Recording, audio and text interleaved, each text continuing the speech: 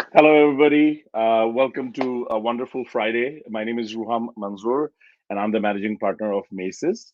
Today, we have with us one of our partners in Japan, International College of Liberal Arts. With me is Mr. Daniel Guys. Hey, Daniel, how are you? Hi, Ruham. How are you doing?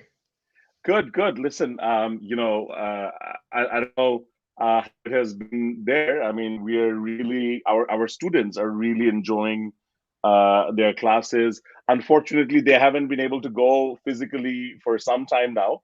Yes, But yes. there's a lot of interest even now for the September session, and the number of applications just seem to be increasing overall. So, that is a very good news. And that means that students that are going to Japan are actually experiencing the things that they want to experience, which is then helping them in recommending more of their family and friends.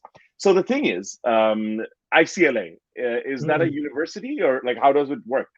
So we're a department of Yamanashi Gakuin University, and we offer a bachelor's degree in international liberal arts. So yeah, we're a department of a university is the best way to describe that. So we're not a foundation college or anything like that. We are, a Japanese university. Excellent. So basically, within the Yamanashi Gakuin, you have the English language program, which is, I guess, from the name, I could be wrong. It's designed as a liberal arts program that Yeah, the that's U.S. Universities are based on. Is that correct? exactly. Yeah, yeah. So it's run exactly like a US liberal arts college would be run. So those of you who Yeah. don't know, liberal arts college is Mm, actually the liberal arts programs in the U.S. are some of the most expensive mm, and sought after programs, and the teaching style of a liberal arts program is slightly different from a traditional, mm, somebody's lecturing and somebody's taking notes program. It's basically more from experiential, discussion based, deduction based learning. So students really get to find out about themselves, increase their confidence, and increase their analytical ability. And that's what makes most of the CEOs are actually they're from their background is from these liberal arts college settings because they tend to be much more leaders and have leadership qualities, right?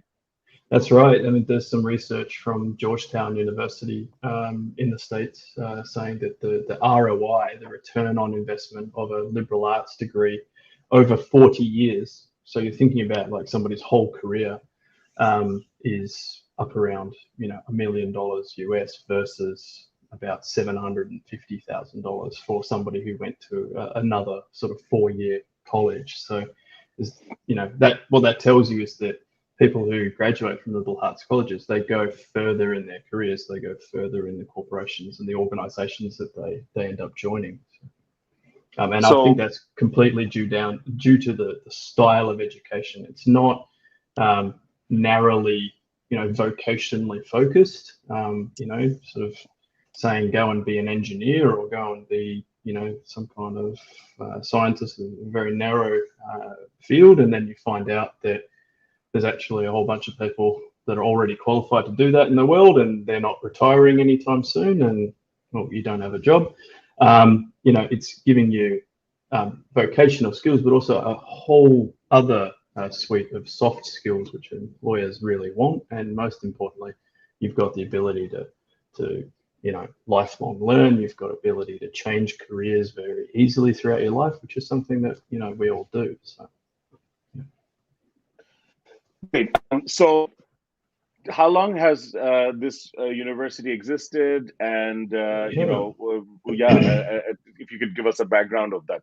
I guess are you going to show that in the presentation? I didn't know Um, that. a, a little bit, yep. Okay. But YGU has been around since after the Second World War to meet the needs of the local Yamanashi community, and not just higher education, but they're actually a school corporation that runs kindergarten all the way through to university level studies.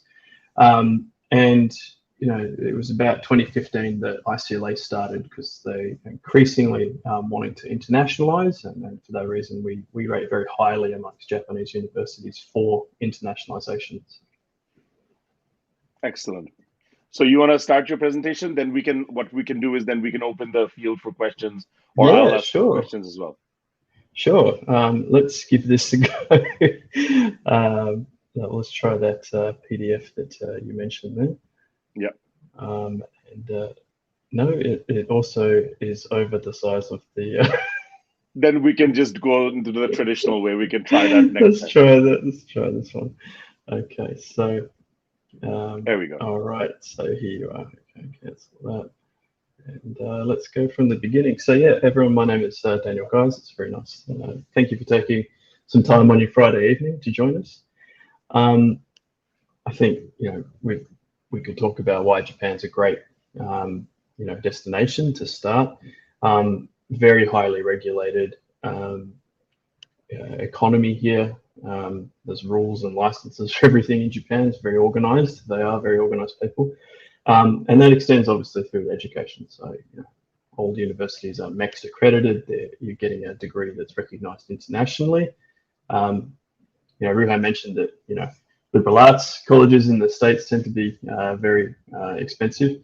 But compared to other destinations as well, like the UK, like Australia, New Zealand, etc., Japan is very affordable. In some cases, you're paying a quarter to half of what those other destinations would charge you, but you're still getting a very high quality of education. Japan is very safe. Crime is very low here. Crime rate's very low. Natural disasters aren't usually resulting in loss of life due to high building standards. Food safety is very high, etc. And Japanese people are very welcoming, so it's a good environment to come.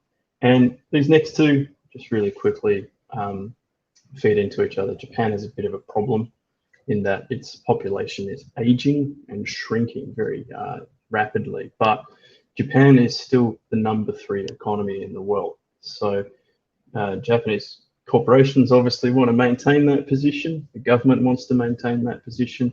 And so Japanese companies are internationalizing more and more every year. They're increasingly open to hiring graduates from foreign graduates from its universities.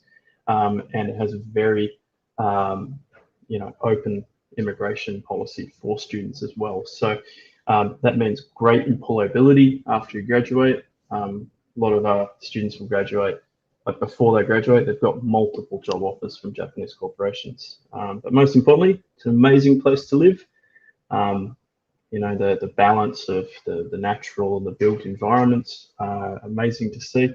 The food's really great. People, as I said, very welcoming. You've got access to these, huge mega cities, like Tokyo, like Osaka, where you can experience all of Japan's culture, its art, its music, theater, etc., its architecture. But still, you've got the ability to really experience on a deep level the history of the country, the ancient culture that it has to offer as well. So for all these reasons, we recommend Japan as a destination. International students regularly say, because it's so multicultural here with the student body, that you're getting a true international student experience. So liberal arts, Ruben touched on it. It is quite different to other university degrees because it's a lot broader, and typically you'll have a common curriculum in your first year. So you're encouraged to take electives from outside of your major. You're encouraged to combine units from your major with units from the other majors that we have, from the electives that we have, and it's designed to give you a very well-rounded education. So we're teaching you how to think, not what to think. You don't, as Ruham said, you don't just sit there and listen to the teacher talk. You're encouraged to ask questions and get involved. So that makes it, because you've got small class sizes. That's another big difference. So it's very active, variety of assessment methods as well. and it's all designed to develop your employability. You'll get much deeper experience of communicating with people from different cultures. You'll be able to debate ideas, to discuss ideas. And as I said before, you've got that ability to become a lifelong learner due to the intellectual inquiry that's required of you as part of this degree. But concretely, things that are very different are, in the first year, you have a common curriculum. For iCLA, this includes you taking the pathway courses, so the core units from 3 of our 4 majors. So you get a taste of all of those. You're required to do things like history, you do some academic English work, you start studying Japanese. That's the core curriculum. And when you actually choose your major is very different. So the usual university, you're in your final year of high school, you're applying to these universities and you have to choose your major with the university. But at a liberal arts college, you actually declare your major at the end of your first year. So you've got a bit more experience, a bit more knowledge about, what university, college life is like, and you're making a more informed decision when you choose your major. Class sizes is a big difference in liberal arts. If you want more one-on-one attention from your professors, and our professors more based on, focused on teaching rather than research at a liberal arts college as well. And the class size is typically 10 to 15 students. So a lot more interaction between you and the professors and between you and your other fellow students as well.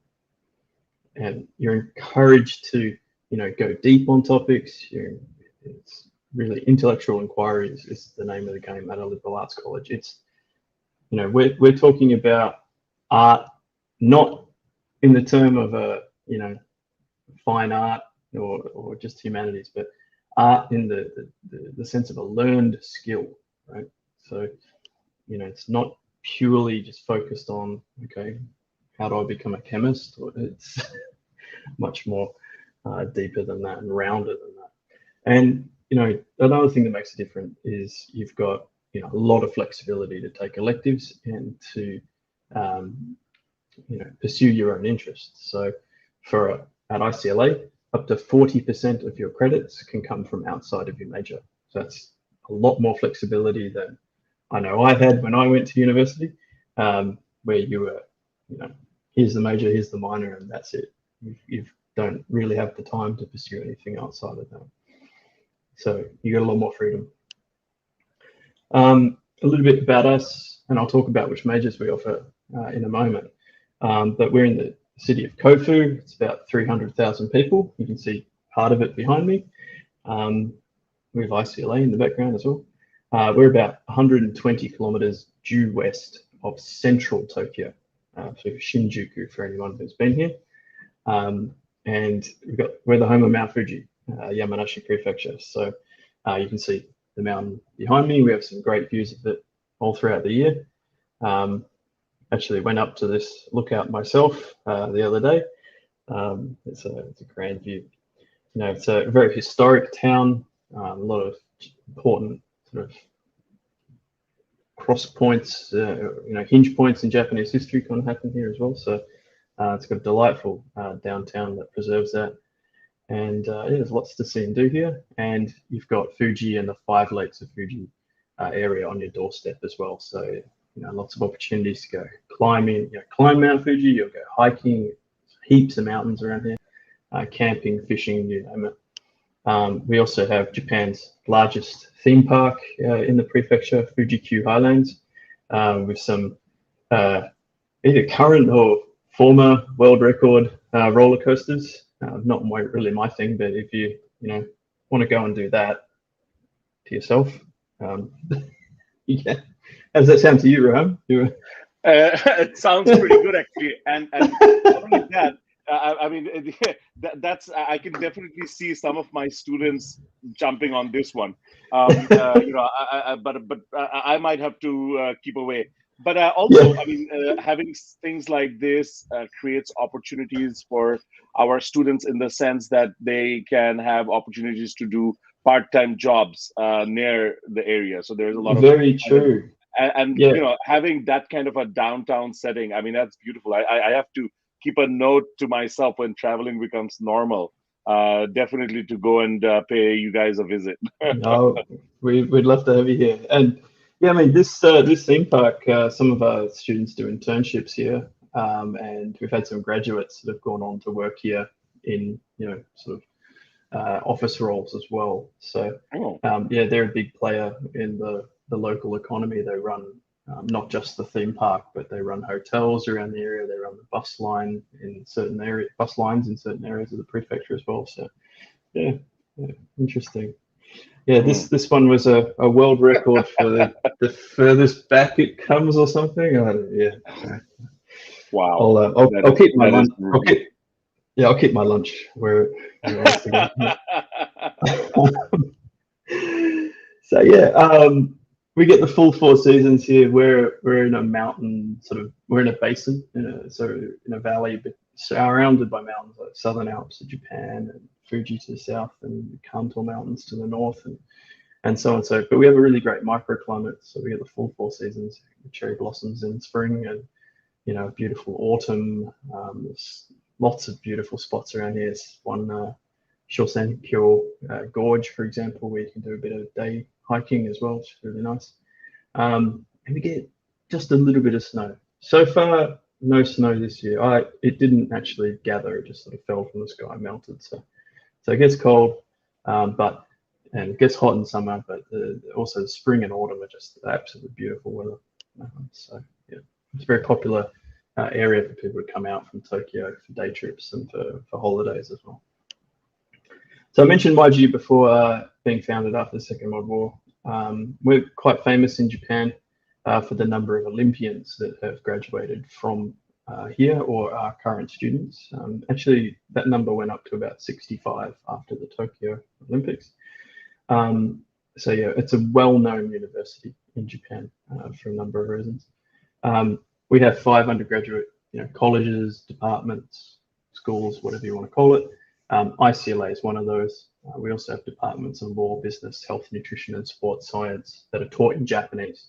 iCLA is taught entirely in English. We also have a postgrad school of social sciences, but again, taught in Japanese. So, a big reveal. We offer a Bachelor of International Liberal Arts here with about 60% international student ratio.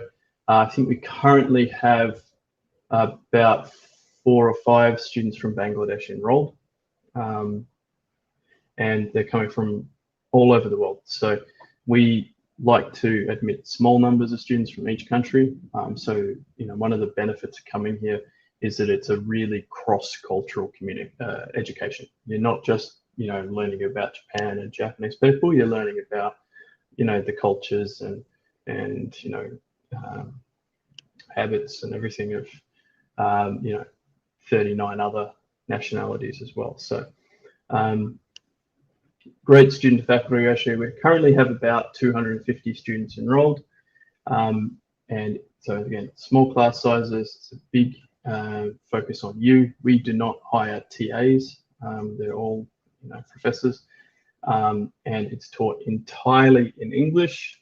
You do not need to speak any Japanese to apply or to enroll in this university. So don't worry if you don't speak Japanese.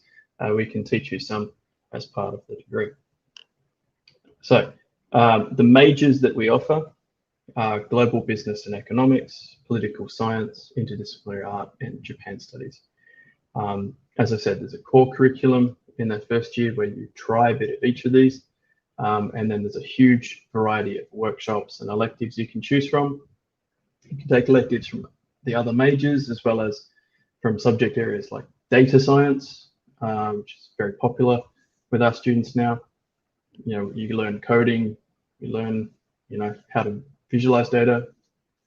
You can take it all the way up to learning, about machine learning, about AI, about how to write those algorithms. We have also psychology, sociology, quantitative reasoning, natural sciences, so more coding, more math, and also martial arts. So you can do judo, karate, aikido, etc. as part of your degree. as an So elective, they can be and done you can teach as Japanese as a well. cart, like elective class as well. Yeah, yeah, That's yeah, yeah. great. So, you know, Wow. it's a full body education. So not just for the mind, but also, you know, Wow. train some of the That is muscles as very well. unique indeed. Yeah. Yeah, it is. So, and we also offer study abroad. So I'll tell you about those in a little while, but we, you know, split our majors into pathways. You take, you know, 2 or 3 of these, you know, sort of depending on your focus and your interests. So we've structured the global business and economics degree major so that, you know, you've got pathways into degrees in finance, in international business, or, you know, pure economics. For pol sci, you know, there's pathways more focused on international relations, or comparative politics, or public administration. In the interdisciplinary art major, and I get a lot of questions about this, you know, what does that mean? Well, you can study visual arts, music, language arts, you know, like linguistics, literature, creative writing, etc., and performance arts as part of that. You mix these and you bring that back to your own work. And in Japan studies, the pathways lead to careers in the media, in Japanese business, tourism, or perhaps academia as well. The workshops we have, this is kind of unique to iCLA. We put a big focus on teaching about Japanese culture, and these are credit-bearing workshops where you can get experience, hands-on experience of Japanese art, both more modern, like anime and manga, and more ancient, like, you know, tea ceremony or flower arranging, ikebana, or calligraphy, or, you know, I said tea ceremony before, samurai culture, in you know, learning how to play a traditional Japanese musical instrument like the koto or the shakuhachi as well. So, you know, you can try all these things for yourself, which is pretty cool. So I mentioned before, you don't need to speak any Japanese, right? So we can take you from absolute beginner all the way up to an advanced level. You can take Japanese as an elective once you're out of that core curriculum. And we even have workshops that can support you to get JLPT, which is a Japanese language proficiency test, you know, levels N2 and N1, which are a qualification that a lot of employers want to see when you go job hunting. So, you know, get your Japanese up to a very fluent level. Study abroad is very popular with our students. It's optional, but, you know, you can go overseas for a semester or 2, and all of the credits count back towards your graduation. So it's still a 4-year degree. And we have, you know, over 60 partners all over the world. They're not officially listed as a partner, but we've now sent 3 students to Oxford as well as part of this. 3rd one just left. And it's importantly all based on mutual tuition waiver. So our fees are lower than many of our partners, but you're still paying iCLA's fee, not the fee of the partner university, which may be, you know, 3 or 4 times more than what So iCLA a student charges. from iCLA went to Oxford for their study abroad year? 3 of them now have, yeah. Wow. Wow. That is a huge deal. Which Yeah. also, I mean, you know, because that also kind of legitimizes, I mean, you know, ICLA's ranking and position in Yeah. terms of, you know, being accepted into Oxford. Oxford is not going to just accept anybody. So the fact that your students are getting accepted for the international year abroad, they wouldn't accept them if they didn't know that they would come in and be able to pass the courses. So that is very, very important. Yeah, no, they're all very high level students, the ones that have gone. And they only take, I think, 32 students a year for that program, Oxford. So it's really great feather in those students' cap that they can get accepted to that and have that experience. They've all been women. I don't know what that says about the academic ability of our male students, but no, they've all been really amazing students. Have had a great time there, and yeah, it's a great experience for them. trying to set up a similar arrangement with Stanford as well in the US as well. It's another sort of top flight school as well. So it's a great opportunity for our students. And of course, if you get a scholarship from iCLA, your scholarship is maintained for that year that you're on study abroad. So again, it's an excellent way of experiencing another country at a very cost-effective price. So a little bit about our campus. It's all self-contained, so we actually have student accommodation on site. You get a guaranteed room for your first year. It's actually mandatory for you to live there for the first 12 months. That gives you the best landing into Japan. We have a cafeteria on site too. So there's a meal plan, so it's all taken care of. There's a big kitchen there as well.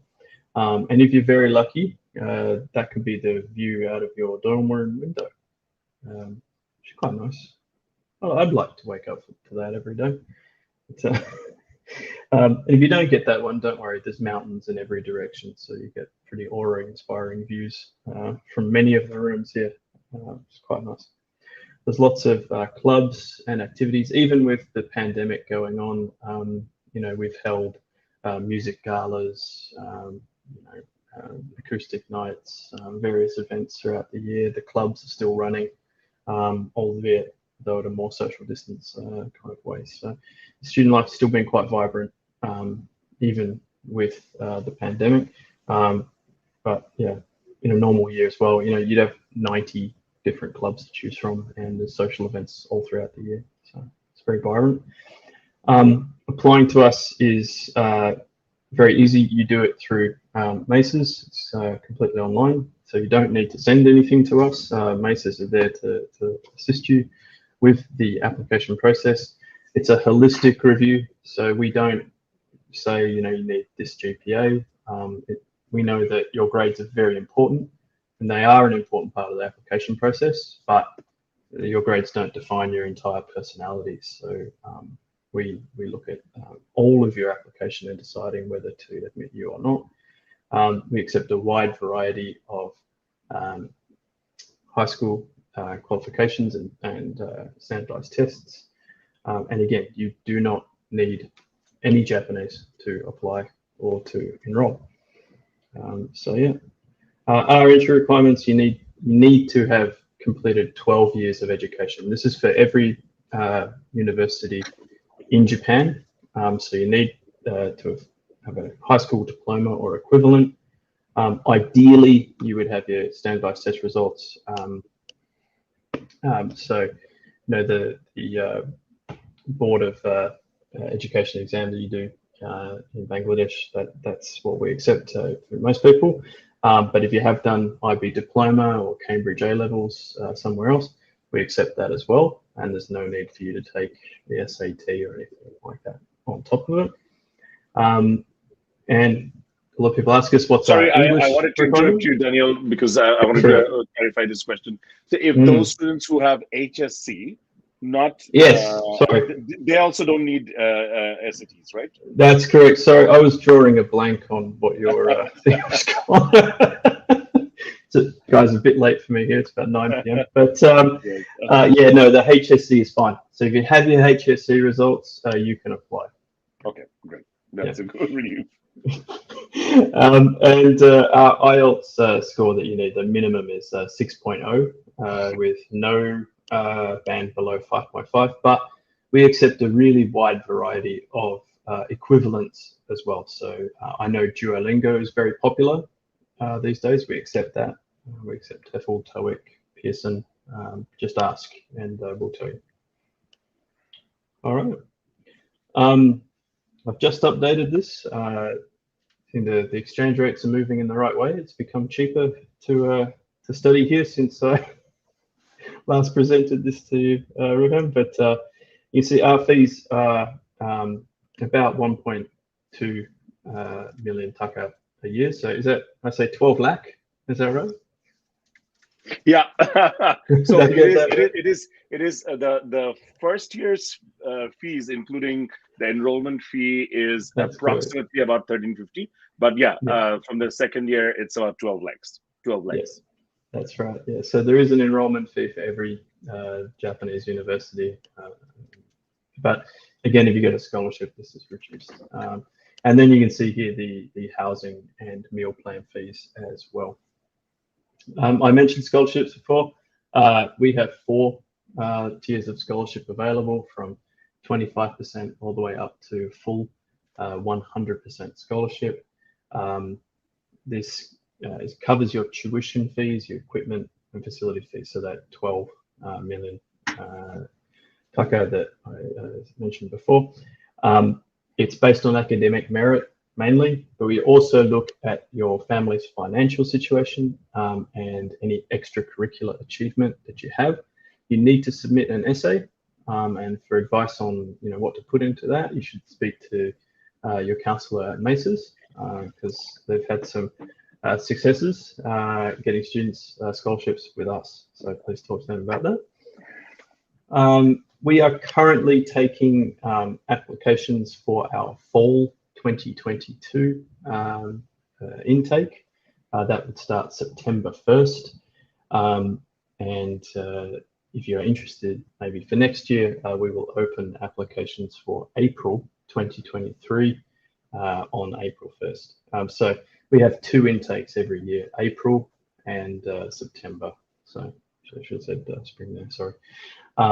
There is an application fee of 7,000 yen, but yeah, Maces are our only representative in Bangladesh. So if you are interested in applying, please do contact them. They've been a great partner for us over the years. So yeah, just to wrap it up, a lot of people ask, what can I do with this degree once I graduate? There's many things you can do with it. We help prepare you for the workforce with career design courses that are compulsory, and also through assisting you to get internships in Japanese companies and organizations. We support you to get your Japanese up to a high level. A lot of our students will have a guarantee of employment from a corporation before they graduate, because they do job hunting activities in their fourth year. That's a big part of Japanese culture. But if you're still looking for a job, there is a post-study visa extension where you can job hunt.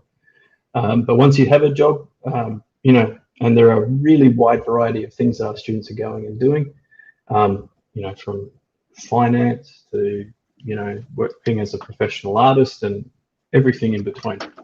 It's really exciting to see what people are doing, both here in Japan and overseas. And about a third of them go into postgrad as well. Liberal arts is a great springboard into a postgraduate degree if that's what you want to do. And if you'd like to make Japan your home permanently, as I have, there's both points and time-based paths to PR, and you can keep renewing your work visa indefinitely until you get up to those. Japan is a pretty welcoming immigration policy at this time, so it's a great place to live and work. So anyway, thank you for listening, and yeah, That's awesome. Sure. Thank you so much, Daniel. I mean, obviously we've got a lot of questions coming in, but I think there were a few things in there that also it was a good refresher for me to have. The fact that I'll speak in Bangla a little bit to the audience, I guess, Daniel. Go for it. আমরা যখন বিদেশে পড়তে যেতে চাই, অনেক রকমের আমাদের মাথার মধ্যে চিন্তা হয় যে, আচ্ছা, আমি এই যে যাচ্ছি, আমি কি ভালো একটা এডুকেশন পাবো কিনা, আমি গ্রাজুয়েট করার পরে আমি কি একটা ক্যারিয়ার পাবো কিনা, মানে থাকতে পারবো কিনা। কারণ লেটস ফেস ইট, বাংলাদেশে ফেরত এসে যখন আমরা কাজ খুঁজি, তখন এই যে এন্ট্রি লেভেল যে প্রবলেমটা, একটা জবের পিছনে প্রায় 100, 200, 300, 1000 ক্যান্ডিডেট অ্যাপ্লাই করছে, তো কম্পিটিটিভ হয়ে যায় এবং স্টার্টিং স্যালারিও ওরকম না। তো এই জিনিসটা একটা মাথায় থাকে যে আমরা বিদেশে গেলে একটা ক্যারিয়ারের একটা সুযোগ পাবো। জাপানের সবচেয়ে হচ্ছে যে in terms of education quality, of course it's consistently ranked as the number one in Asia and one of the top countries in the world for quality of education. Each of our students, from our experience, we have seen 3 to 5 job offers that they get upon graduation. And it's not because, I mean, of course, it's about the quality of education, but also it's about the demand. I mean, the elderly population, they're retiring, and there are not enough young people to take those places. So it's a simple matter of supply and demand at this point as well. Now, Absolutely. problem with it, if you're you know, the reason that Japan doesn't spring up in the minds of people when they're looking for places to study is, of course, we are a colonial country, so we have a strong, you know, a secondary kind of English influence. So a lot of people go to UK, US, Canada, Australia. So those things come in the way. But you know, for people with an open mind, Japan can be a wonderful kind of destination because it can provide that opportunity. You learn a different culture. It's safe, and you'll have a wonderful. I mean, you know, some of the posts that my students make when they go there, and you know, continue to make. I mean, it's like they're really having a great time in an environment that is embracing and all that. And then, of course, getting 3 to 5 job offers and one of the highest starting salaries in the world. So it all comes together, and so it's a great opportunity. Daniel, I'm going to have some difficult questions for you. Okay, like the first one was asked: Can physically challenged students get admitted to iCLA? Can they get flexibility in terms of class attendance? Most likely, yes. It would depend on the nature of your disability. Not so much for admission to iCLA. We can take medical conditions into account. The question would be more around, you know, the medical support while you're in Japan. And, you know, the health insurance system is great, but it's not entirely free. So it's just about access to specialists that you might need as well. But in terms for us, yes, I would say just get in contact with us, and we can discuss your needs, you know, in a more private setting, right? Than this. Yeah. Daniel, I mean, this is a question I have. So, health insurance. How does health insurance work in Japan? Yeah, it's pretty cheap. It is mandatory for students to enroll in the national health insurance system. It's based on the income that you had the year before. So I think in your first year, it's about 2,000 yen per month, which is like 1,500 taka. Yeah. And you know, if you don't work part time, that won't go up. So now it covers 70% of doctors' visits, dentists, pharmaceuticals. Yeah. So it's a good system. Yeah. So, but medicine it doesn't cover. It covers, yeah, it covers medicine as well. So. Oh, okay. Yeah. So on a co-pay basis. Yeah, you pay 30%. Okay. Of everything. Yeah. Okay. So, you know, if you, yeah, your typical doctor's visit will cost you something, again, about that sort of 1,500 taka, and then your medicine might be about the same. It just depends what your what your problem is, obviously. But the iCLA website shows that iCLA has started a new data science program from fall 2021. Is it a separate major that students can apply for from now? It hopefully will be within a couple of years. At the moment, it's we call it a subject area. So there are no minors in Japan, but there's about 8 units that you can take of it. So it's kind of equivalent to a minor at a different university. So at the moment, it's a subject area where you can take electives. We're hoping that you know, as that gets fleshed out, that we can offer that as a 5th major. Awesome. Now the next question is GED accepted for applying in iCLA? It depends on your circumstances. Theoretically, yes, but we would need to look at your educational history in a bit more detail. So I'll tell you exactly what I because we face this with our students. So a lot of students they've done their O levels. So you understand because of your. So they've done their O levels. The problem is in Bangladesh, there are two things. One is the A level Mm. system has kind of, students go to school, then come back. They have to go to different tutors, and they're, in these tutors' homes till 9, 10 p.m. So there's no life, and it's a really difficult situation. So a lot of students, instead of just doing the 2 year A Mm. levels, they tend to do a GED and join university because a lot of universities accept GED into their university Yeah. as a year one entry. So that's where it comes from. So, and also, I think this has increased in the past 2 years when, people are just getting their results based on predicted grades. And so they just want to get on with it. So that's why they're asking, like, maybe they'll have O levels and then GED or something. Yeah, yeah. It can only sometimes be tricky where people have like skipped a grade or anything, but as long as you can evidence everything, then yes. And we've had students apply and enroll from GED, from having the GED. So, and I think we had an applicant this last round that had that and was accepted. So, yeah, Okay, all it is right, great. possible. So this one is another trick question, Daniel. So this is Mm. David Kaiza Chibida from Zambia. So he asked that he's a Zambian citizen looking for scholarship to study abroad. Can he apply? Now, obviously, at Maces, I mean, if he gets in touch with us, and I mean, we can make the application. We can help him with that, provided he provides the application fees and stuff like that. Yes, yes. But I guess, I mean, you're accepting Zambian students. There's Absolutely, no reason. absolutely. We accept people from all over the world. So yeah, just get in So, touch. David, please do get in touch with us. You can send Yeah. us a message on Facebook. You can email us at mail@macesbd.com, and we'll be happy to help you with your application. If you have good academic grades, generally all rounder, you've got your IELTS and things like that, then there is no reason why you wouldn't get a scholarship. But obviously, No, your how much scholarship you get will depend on the holistic application, including your absolutely. financial need, as Daniel mentioned. So Yeah, yeah, there is no harm in trying. The absolutely next not. one is Natasha Susanna. Do you accept foundation qualification from Malaysia?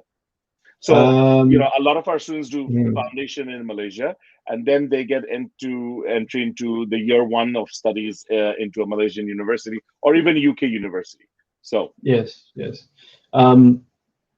Had somebody from a different country actually asking this question recently. Again, um, as long as you didn't do like O levels a year earlier than most people do it, uh, theoretically, yes, that would be okay.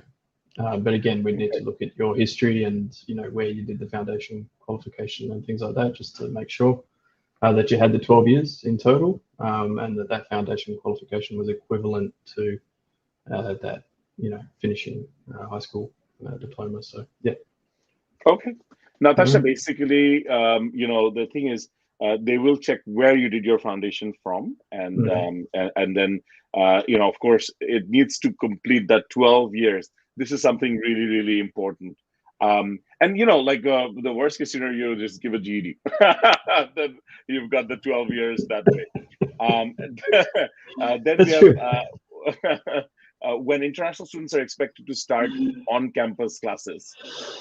Uh, that is the $1 million question. The government has extended the entry ban for foreign students, for new foreign students, until the end of February. They're saying that as they want to have a bit more time to give elderly people the third booster shot, because a lot of them would have got it over a year ago. Now, nearly, and also to start vaccinating children before Omicron really hits, and it is starting to hit here, unfortunately. But we have seen other articles, so in the Nikkei, for example, today saying that they were looking at opening the door a little bit, and then hopefully that then resumes students being able to come here. But unfortunately, it's a bit out of our hands. We don't know. It's solely the decision of the government as to when they open the borders up to both students, foreign workers, etc. So hopefully before the start of September's classes, which is what we're currently we're taking applications for. So that's a few months away, about 7 months away. So I think we've got a good chance of the borders being open again by then. But I should say, inshallah, they will be. But it's hard to say. Okay. Can I apply at iCLA with predicted grades? Absolutely, yes, you can. So, I mean, Farhan, most of our students who apply, they do apply with their predicted grades because they're expecting their A-level results or HSC results, and then we apply with your predicted grades. That's the whole way most applications around the world works, because nobody wants to finish get their degree and then apply, because then they're having a gap year or something like that. Yeah, absolutely. Do you accept study gap of 6 years? Yes. Yep. The only thing you need to keep in mind is that you must live in our dorm for the first 12 months. So you will be living in the dorm primarily with, 17, 18-year-old students. So if you can handle that, then no problem, please apply. Our oldest student is, I think, about 35. So we do have mature age students. Wow. Yep. Yeah. So that's one thing, Firoz, in Japan. And this is something that they don't care about study gaps, as long as you can show, what you've been doing and things like that. It's not a problem at all. In fact, we had a student this is not iCLA, another university, but a student and his wife. They are brilliant students, all A's in O-levels and A-levels, but because of financial need or something, they never pursued an undergraduate degree. Instead, they both went into teaching. So they opened their private tutoring thing, and they had hundreds of students. So they're a big tutor in Bangladesh.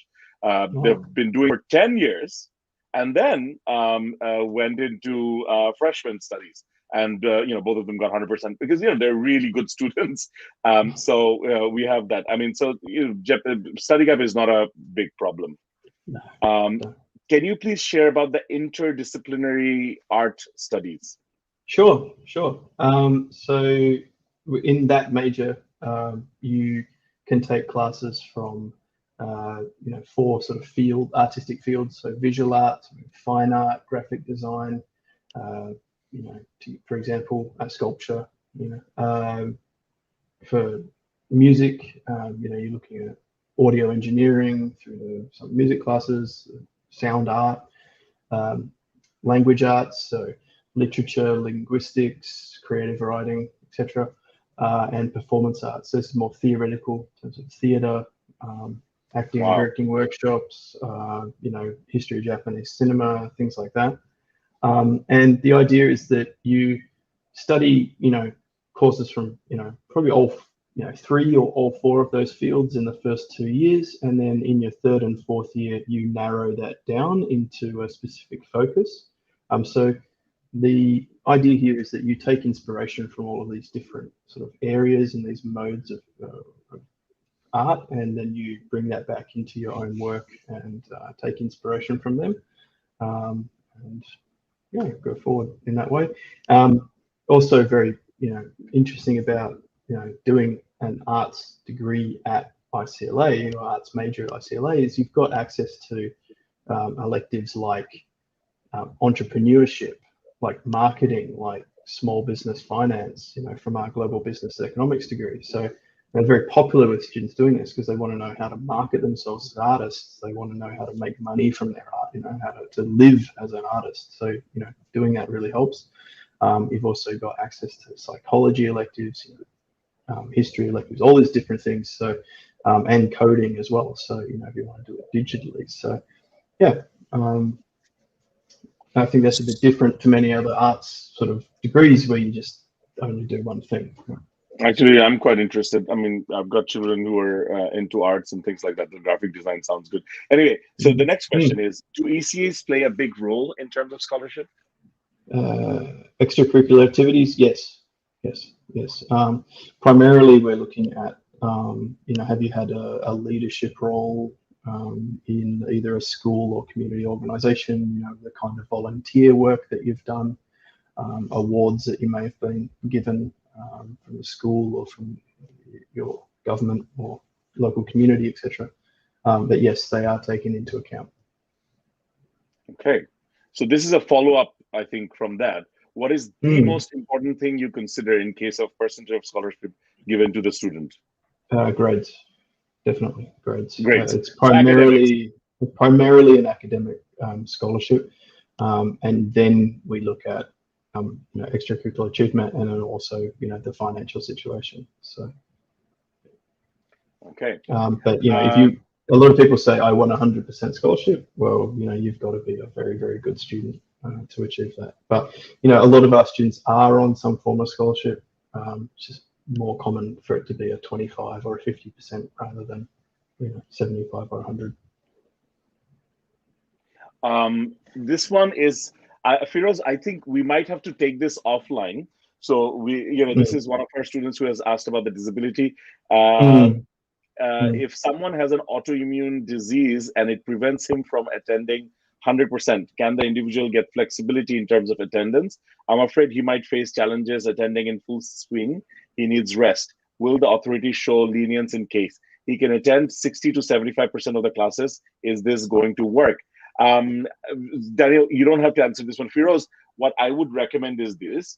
If you can give like a history, like the problem that the student has, what disease they have, and how this might affect their studies, we can actually share it with our university partner and then see, number one, whether you're going to get adequate support to continue your studies, and secondly, will that allow you to do it academically? Obviously, there is no discrimination about any disease or anything, but it is an academic program. So obviously, the university's capability to handle the students' needs has to be taken into consideration. So we can send those through, and their academic body can actually have a look and see. And there is no reason to get discredited. I think there is we might find a way into it, and then that might help you. So give your whole medical history. Let us send it out to some of our university partners and let them come and say whether that's going to be. Obviously, look, that by itself, but they might be able to invite you to apply. But obviously, you have to understand that your scholarship, your eligibility to get in, all of those things will depend on other factors as well. But obviously, they will take into consideration if you have an autoimmune disease and how it might have affected your previous studies as well. So, right? Is that a fair answer? Yeah, definitely a question for offline. So please send that through to Mesa's. Get in contact with them, and they can get in contact with me. I can talk to the academics affairs team and get a better answer for you. Yeah. If a student is taking 1 or 2 semesters in any of your partnered universities, I think they're talking about the study abroad program. Will they be paying that particular university's fees, or can the student then, while still be paying iCLA's tuition fees? No, so iCLA's tuition. So this is a really important and excellent factor in this. It's mutual tuition waiver. So you pay iCLA's fees, not the US or the UK's universities. Scholarship holder at iCLA, then you don't pay anything to iCLA, and you get to. But obviously, remember that like for example, of course, he mentioned Oxford, that 2 of their students are currently studying in Oxford. Now, which of their partner universities accepts your application for the study abroad will also, of course, depend on your academic background and your academic history at iCLA. So you have Yeah. to be a top ranking student in order to qualify for a top ranking university, even if it is for study abroad. In some Um, cases, yes. Yeah. Actually, the first student that went to Oxford had 100% scholarship, so she went to Oxford for free. Well, I'm pretty jealous of that, actually. But I mean, obviously, you've got to pay your living expenses, but no, the tuition fees are iCLA's fees, which right. typically are much lower than the partner university's fees. So. So, like that, this is the thing, like you're studying at a really good university and the full tuition fee is 12 lakhs. But then again, like how much tuition fee you pay will depend on your scholarship. And, they have 25%, 50%, 100%. So there is a lot of levels. If you get a good scholarship, the whole world is open to you. And this is why I love working with iCLA and our other Japanese partners, because our students from Bangladesh, I mean, scholarship is something that comes in the mind of a lot of our students, and it prevents them from pursuing their dreams of studying abroad. And you have to understand that studying abroad is not just about getting a degree; it's about experiencing life.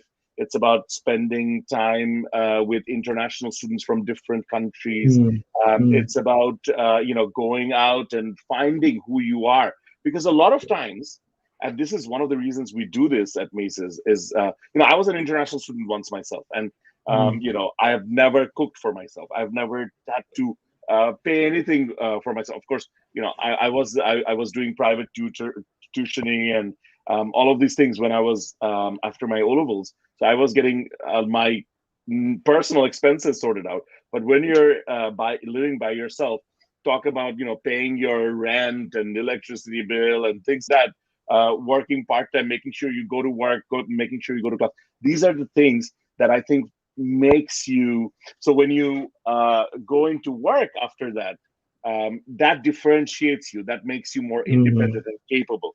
yeah. This is something that you don't get when you study in Bangladesh. You don't have to do a lot of those things. Your mom is cooking for you and sending you food, and you just have to go to classes and things.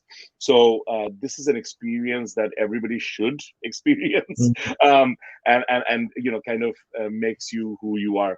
And so with Japan, with our Japanese university partners, you have an opportunity to experience just that, which is with the scholarship, it's lower tuition fees.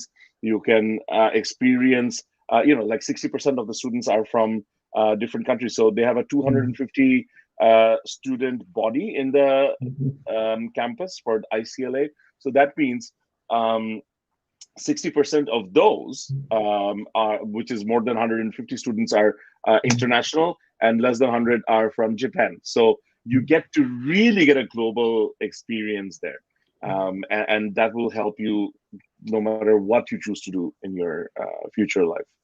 yeah, And with absolutely. that, I want to say, if you want to apply, Mm, please do get in touch with us. You can get in touch with us through Facebook. Send us a message if you're watching this. www.facebook.com/macesvd. Our website is www.macesvd.com, macesbd.com. We have an office in Gulshan in the Dhaka, Dhanmondi in Dhaka, and then Sylhet. So, you can visit our offices. You can call our PABX number. It is 017 and then talk to one of our experienced counselors. You can email us at mail@macesbd.com. So there are lots of avenues for you to get in touch. The deadline for applying for the September session is April 18th or 10th, was it? I think 18th. 18th is the deadline for September. So you have, February, March, April. So 3 months left. But remember, this is a holistic application. You have to write essays, and there's interviews and things like that. So Yeah. get in touch with us as soon as possible so that we can help you prepare those steps, and get you to a good scholarship. Daniel, it's always a pleasure to Oh, meet you and to speak with you. And our students are, I must say, are doing great. They're having a great time at iCLA, and nothing but the best experience. So that also encourages us to promote iCLA more to I'm our very new happy to hear students. that. Ram, it is always a pleasure. Thank you so much for inviting me to Is the there seminar. any parting words that you want to say to us? Just hopefully the borders will be open again by the time we have September. So I think please don't put your life on hold waiting. Get in there, get your application in. It's a great experience, as I hope you've sort of gathered from my presentation and from the Q&A. And yeah, we look forward to welcoming you here. Thank you. Thank you Always a very pleasure. much, Daniel. And everybody, hope to see you again soon. In fact, we're doing a series of Facebook Lives starting from next week. I think it goes every day till the end of this month. So Wow. hopefully we will see you again. Take care and goodbye.